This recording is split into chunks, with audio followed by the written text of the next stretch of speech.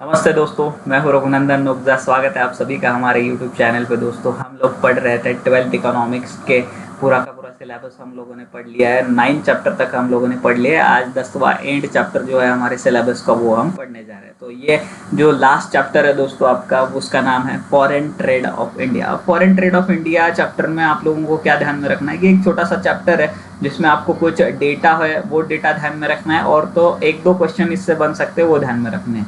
और छोटा चैप्टर है, इसका मतलब है कि ये ऑब्जेक्टिव के लिए, मतलब जो भी फिल इन द ब्लैंक्स है और अदर ऑब्जेक्टिव क्वेश्चन है, उसके लिए ये चैप्टर इंपॉर्टेंट बन जाता है। तो इसके लिए आपको थोड़ा सा बारकाई से इसको देखना पड़ेगा और उससे आपको समझना पड़ेगा कि इसमें क्या क्या ऑब्जेक्टिव क्वेश्चन जो है वो बन सकते हैं। ठीक है दोस्तों, तो हम लोग बिना टाइम गवाते हुए हमारे चैप्टर को स्टार्ट करते हैं। तो हमारा चैप्टर है दोस्तों, chapter number 10, foreign trade off India. अब फॉरेन ट्रेड ऑफ इंडिया का मतलब क्या होता है दोस्तों, कि पहले चैप्टर के नाम से समझ लेते हैं। फॉरेन ट्रेड मतलब क्या होता है कि दोस्तों जो दो कंट्रीज में ट्रेडिंग होती है। अभी ट्रेडिंग इसका मतलब होता है purchase and sale of goods and services, जो भी होता है उसकी बात हम लोग करने वाले हैं कि इंडिया में से कैसे हम लोग दूसरे कंट्रीज के साथ डील करते हैं, क्या क्या परचेस करते हैं, क्या सेल करते हैं, उसकी बात हम लोग इस चैप्टर में करने वाले हैं दोस्तों। तो इंट्रोडक्शन में ऐसा लिखा गया है दोस्तों कि बिफोर 1947, मतलब इंडिपेंडेंस के पहले इंडिया पे इंग्लैंड का राज था। यूके हमें कंट्रोल करता था, यूके ब्रिटेन हमें कंट्रोल करता था। तो तब क्या होता था दोस्तों कि कॉलोनियल था। इंडिया में अबंडेंस नेचुरल रिसोर्सेज थे, मतलब बहुत सारे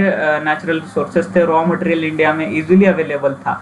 और जब इंडस्ट्रियल डेवलपमेंट जो इंग्लैंड में हुआ था, मतलब इंडस्ट्रियल डेवलपमेंट की वजह से इंग्लैंड में बहुत सारे इंडस्ट्रीज थे, उनको रॉ मटेरियल लगता था। तो ये लोग क्या करते थे, इनका कंट्रोल होने के कारण इंडिया पे ये लोग इंडिया से जो है वो रॉ मटेरियल लेते थे, वो यूके में सप्लाई करते थे, और यूके से जो मैन्युफैक्चर्ड प्रोड्यूस आता था वो हमें वापस मैन्युफैक्चर्ड गुड्स हमें इंडिया में ज़्यादा दाम में बेच देते थे दोस्तों। अब इंडिपेंडेंस के बाद सरकार को ध्यान में आया कि हमारे इधर अगर ऐसा ही चलता रहा तो हमारे इधर इंडस्ट्री डेवलप नहीं होगी। इसके लिए गवर्नमेंट ने जो है वो डोमेस्टिक इंडस्ट्री डेवलप करके पे ज़्यादा जोर दिया। तो इंट्रोडक्शन में क्या लिखा है दोस्तों, पढ़ लेते हैं पहले कि before 1947 the pattern of India trade was typically colonial.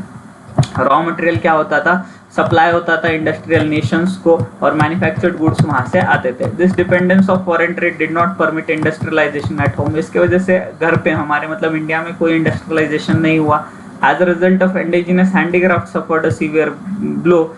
However, many underdeveloped countries that won independence in post World War II viewed foreign trade as an investment। मतलब जिन जिन कंट्रीज को वर्ल्ड वॉर 2 के बाद इंडिपेंडेंस मिला, उन लोगों ने इस foreign trade को एज ए इन्वेस्टमेंट अपॉर्चुनिटी लिया कि मतलब हम लोग दूसरे देशों में गुड्स बेच के पैसा कमा सकते हैं। ऐसा फॉरेन ट्रेड को बहुत सारे नेशंस ने लिया, बट इंडिया को इसको लेते लेते बहुत थोड़ा सा देर हो गया दोस्तों, क्योंकि इंडिया की पॉलिसी लिबरलाइजेशन वाली नहीं थी। इंडिया ने 1990s में लिबरलाइजेशन की पॉलिसी अडॉप्ट की, मतलब अपने जो द्वार है, अपने जो ट्रेड्स है, उनके द्वार जो है 1990s में पूरे वर्ल्ड के लिए खोले। इसके लिए इंडिया की इंडस्ट्रियल डेवलपमेंट जो थी वो थोड़ा सा स्लो हो गई थी।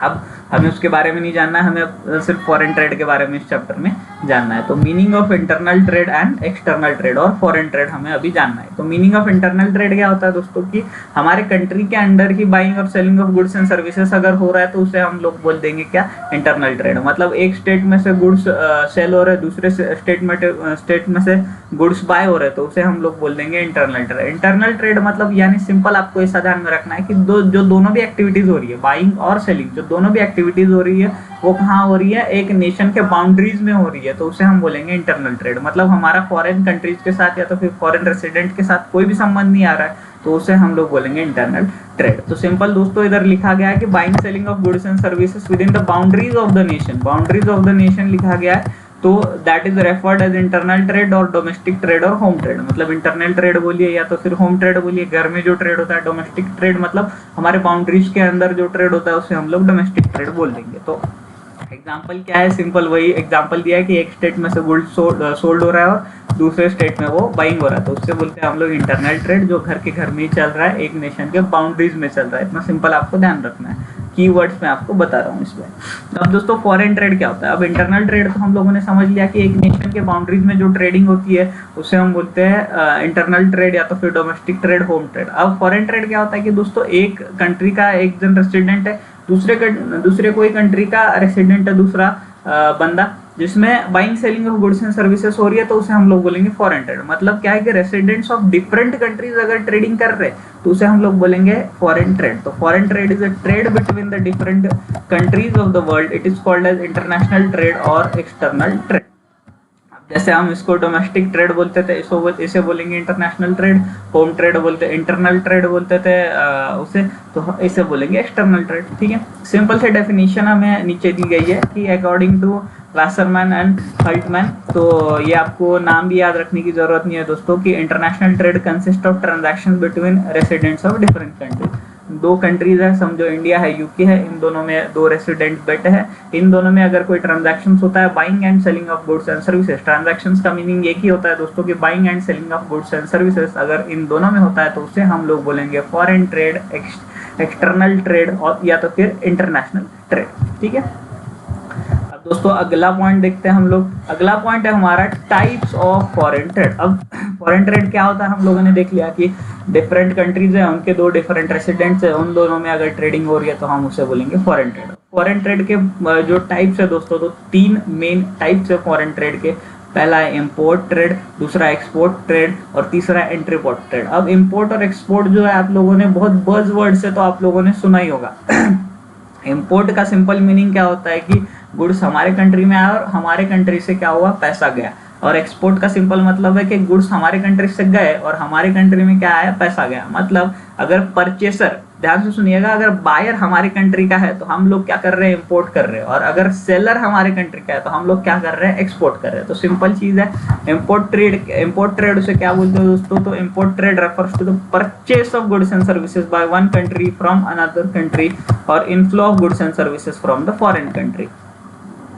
किसी फॉरेन कंट्री से हमारे इधर गुड्स और सर्विसेज आ रहे हैं तो उसे हम लोग बोलेंगे इंपोर्ट ट्रेड। अब इंपोर्ट ट्रेड में क्या क्या दोस्तों शामिल होता है कि इंडिया कौन कौन सी चीजें इंपोर्ट करता है, तो इंडिया ऑयल इंपोर्ट करता है, फिर उसके बाद बहुत सारी इलेक्ट्रॉनिक्स चीजें जो है वो भी इंडिया इंपोर्ट करता है। मतलब इलेक्ट्रॉनिक्स जो भी पार्ट्स होते हैं वो भी इंडिया क्या है, वो इंपोर्ट करता है। अब एक्सपोर्ट ट्रेड क्या होता है दोस्तों, कि एक्सपोर्ट ट्रेड मतलब इंपोर्ट के exact export trade refers to the sale of goods and services by one country to another country or outflow of goods and services from one country to the foreign country। मतलब एक country से दूसरे country में अगर cell हो रहा है, मतलब मेरी कंट्री से दूसरे कंट्री में अगर सेल हो रहा है तो उसे मैं बोलूंगा कि इंडिया ने एक्सपोर्ट किया है। अब इंडिया क्या क्या एक्सपोर्ट करता है, तो इंडिया टी एक्सपोर्ट करता है, राइस एक्सपोर्ट करता है, jute to China, Hong Kong, Singapore वगैरह वगैरह इधर दिया गया है कि बहुत सारी चीजें जो है वो इंडिया एक्सपोर्ट करता है। अब दोस्तों तीसरा जो टाइप है वो आपको नहीं मालूम होगा, तीसरा है दोस्तों एंट्री पोर्ट ट्रेड। अब एंट्री पोर्ट ट्रेड क्या होता है कि हमने क्या किया कि किसी एक कंट्री से समझो रॉ मटेरियल परचेस किया, हमारे इधर उसकी प्रोसेसिंग की, मतलब हमारे उधर उसकी इंडस्ट्री में प्रोसेसिंग हुई और जो मैन्युफैक्चर्ड गुड्स है वो वापस उसी कंट्री को बेच दिया या तो फिर दूसरे कंट्रीज को बेच दिया, तो उसे बोलते हैं एंट्री पोर्ट ट्रेड। अब एंट्री पोर्ट ट्रेड मतलब क्या होता है, इधर लिखा है दोस्तों कि entry port trade refers to the purchase of goods and services from one country and then selling them to the another country for after some processing of operations. अब जैसे कि इधर एग्जांपल दिया गया है दोस्तों, जापान का एग्जांपल दिया गया है। जापान क्या करता है कि बहुत सारी चाइना से वगैरह रॉ मटेरियल जो इलेक्ट्रॉनिक गुड्स का होता है वो इंपोर्ट करता है, उसके ऊपर प्रोसेसिंग करता है, उसके ऊपर प्रोसेसिंग करके क्या करता है जापान उसकी इलेक्ट्रॉनिक गुड्स पूरी फिनिश्ड गुड्स बनाता है और फिनिश्ड गुड्स पूरे वर्ल्ड में सप्लाई करता है। सोनी जो जापान का सबसे बड़ा ब्रांड है, ये क्या करते हैं पूरे वर्ल्ड में सब कुछ सप्लाई कर देता है। तो इसे बोलते हैं दोस्तों एंट्री पोर्ट ट्रेड। मतलब क्या हुआ कि पहले रॉ मटेरियल हमारे कंट्री में आया, उसके बाद हम लोगों ने उस पर प्रोसेसिंग की और उसके बाद हम लोग अगर दूसरे कंट्री को सेल करते हैं तो इसे बोलते हैं एंट्री पोर्ट ट्रेड। मतलब सिंपल आपको ध्यान रखना है, इंपोर्ट और एक्सपोर्ट इन दोनों का कॉम्बिनेशन है एंट्री पोर्ट ट्रेड। तो हमें तीन types of trade foreign trade ध्यान रखने, एक है इंपोर्ट ट्रेड, दूसरा है एक्सपोर्ट ट्रेड और तीसरा है एंट्री पोर्ट ट्रेड। तो दोस्तों आज के वीडियो में हम लोग इधर ही रुक जाते हैं, इसके अगले वीडियो में अगला पार्ट जो है चैप्टर का वो हम लोग पढ़ लेंगे। Thank you so much.